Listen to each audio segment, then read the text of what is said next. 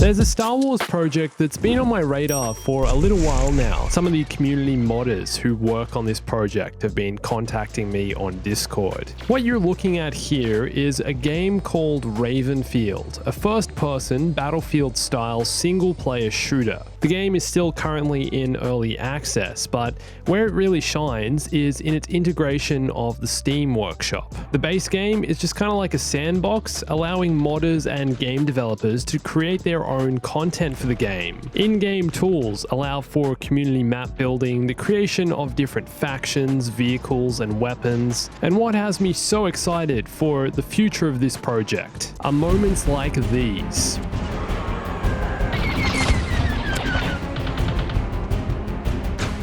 Shooting enemy ships out of the sky, seeing dozens of enemies all in the same area, engaging in a large-scale conquest battle. I feel like this project, combined with Ravenfield, is trying to create that Battlefront Battlefield crossover game we all want. And it's doing a pretty damn good job. This looks incredible. Hey everyone, it's Andrew.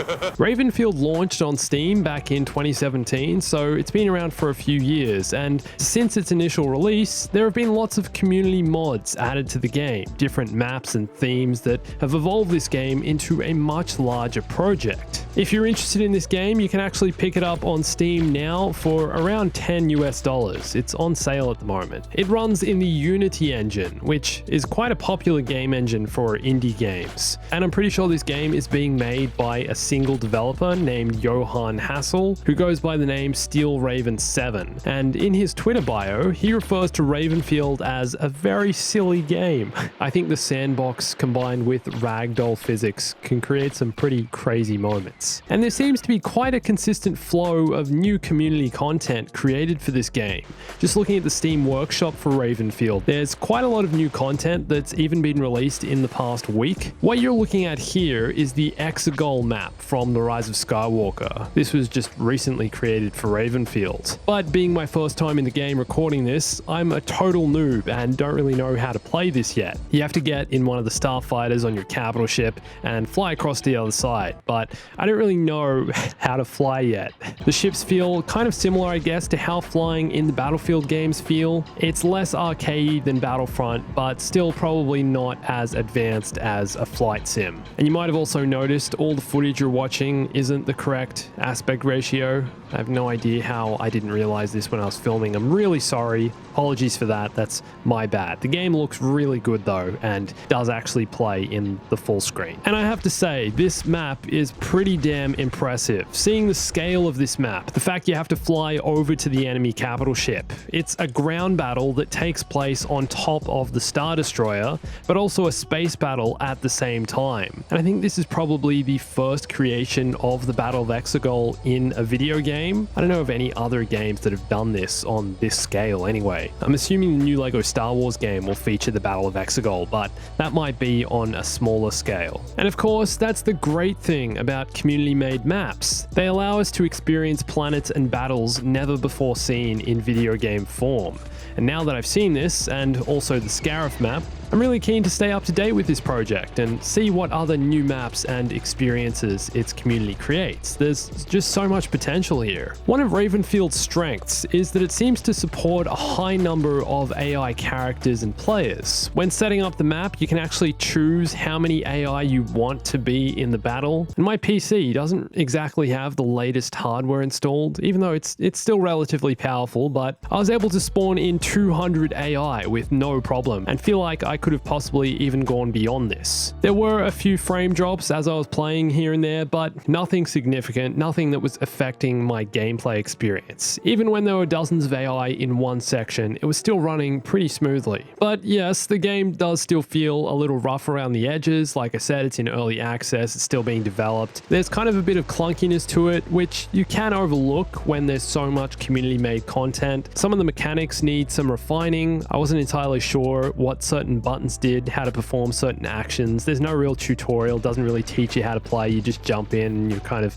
expected to play, which is okay. Like, I have no problem with games being like that. And I've only played for a couple of hours and can see myself going much deeper into this game and learning more of what it has to offer. I feel like maybe I just need to spend a bit more time with it. But jump jumping in, there is a bit of a learning curve. And trying out the Scarif map for the first time really blew me away. It's way bigger than Battlefront 2's Scarif. With command posts spread out over large areas of water, seeing so many troopers all running into battle at once feels like the actual battle from the film. I think that's what this game does really well, large scale. Seeing U-Wings and TIE Reapers all flying overhead, engaging in dogfights, hovering above the battlefield, and even dropping off AI as they jumped out of the ship, man does this make me want a large-scale sandbox-style game like this. Sure, Battlefront 2 does some similar things, but this feels a lot looser in its approach to conquest, and I kind of like that. There's less that's defined in where to go and how to play. You kind of have the freedom to explore this gigantic map and attack whichever command post you like. Not that you can't do that in Battlefront 2, I guess, but this feels different. It kind of feels more Battlefield. I didn't get the chance to actually fly a U-Wing or a TIE Reaper. Every time I ran over to one, an AI would beat me to it and I couldn't seem to beat them. But I was a passenger on board a U-Wing, and once I eventually figured out how to switch seats using the F1 and F2 and F buttons, I tried using the mounted gun on the side, and this mechanic seems to be currently broken or just not fully built. Unless I was doing something wrong, but I couldn't get the camera to follow where I was aiming, making it almost impossible to aim. Just like random spray going in all directions. There are several different Star Wars weapon packs you can add to the game, along with different Star Wars factions. You got like the First Order, the Clone Wars, the Resistance, droids, rebels, stormtroopers, everything. And all the regular Star Wars weapons are here. You've got the E11, the DC-17, and even things like the Smart Rocket and Disruptor Rifle from Star Wars Battlefront. Also, several vehicle add-ons. You probably noticed I'm flying Republic-era ships during the sequel era here. You've got the Jedi Starfighter, LAATs, droids can fly Tri-Fighters, Vulture droids, there's sequel-era X-Wings and TIE Fighters. You can customize and play how you like and recreate these battles as realistically or as random as you like, loading in a map with pretty much whichever faction or vehicle or weapon pack you like. One thing I noticed, this game's sound needs a lot of work.